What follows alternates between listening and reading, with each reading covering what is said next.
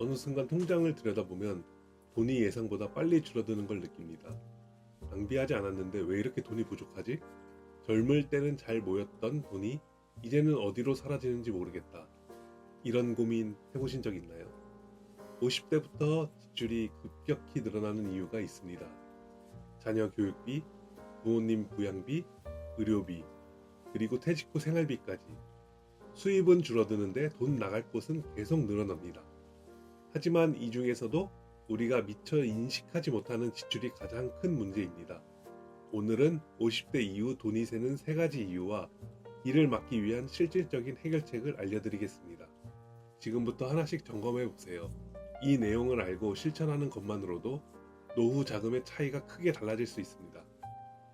첫 번째, 보이지 않는 지출이 문제다. 돈이 부족한 가장 큰 원인은 보이지 않는 지출 때문입니다. 우리는 매달 카드값을 내고 공과금을 내고 보험료를 납부합니다.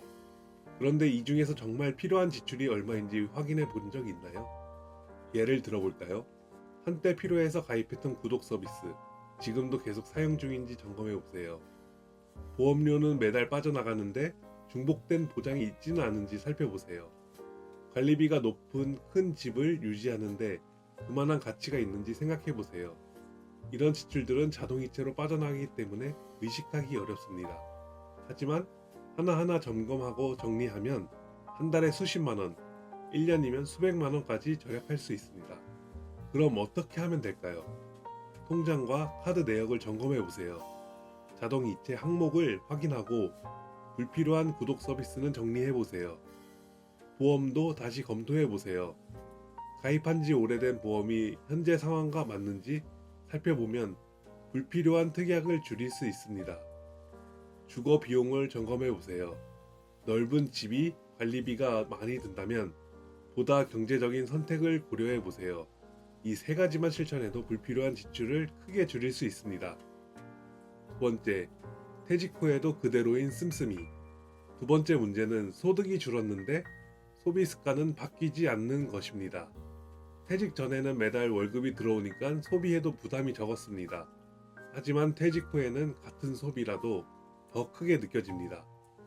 예를 들면 예전처럼 외식하고 필요 이상으로 쇼핑을 하고 매년 해외여행을 가고 이런 소비를 그대로 유지하면 예금이 예상보다 빠르게 줄어듭니다. 하지만 무조건 아껴야 한다는 뜻은 아닙니다. 중요한 건 소비 패턴을 퇴직 후 생활에 맞게 조정하는 겁니다. 그럼 어떻게 하면 될까요?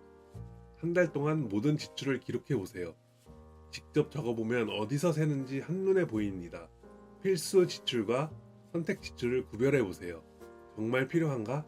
한 번 더 생각하는 습관을 들이면 자연스럽게 소비가 조정됩니다. 돈을 들이지 않아도 즐길 수 있는 활동을 찾아보세요. 걷기, 독서, 가벼운 취미생활 등을 활용하면 불필요한 소비를 줄일 수 있습니다. 소비 습관을 한번 점검하고 조정하는 것만으로도 퇴직 후 경제적 안정이 훨씬 쉬워집니다. 세 번째, 돈이 들어오는 구조를 만들지 않은 경우. 세 번째 문제는 퇴직 후에도 돈이 들어오는 구조를 만들지 않은 것입니다. 퇴직하면 월급은 끊깁니다. 그래서 대부분은 저축해둔 돈을 꺼내 쓰며 생활합니다. 그런데 예상보다 수명이 길어지면서 저축한 돈이 빠르게 줄어드는 경우가 많습니다. 이 문제를 해결하려면 퇴직 전부터 소득원을 만들어둬야 합니다. 그럼 어떻게 하면 될까요?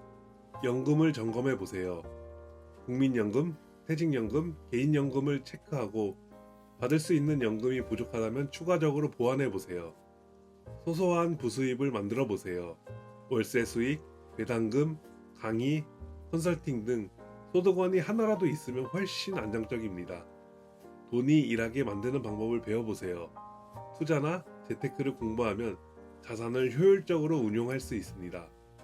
퇴직 후에도 일정한 수입이 있으면 노후 자금이 바닥날 걱정을 덜 수 있습니다.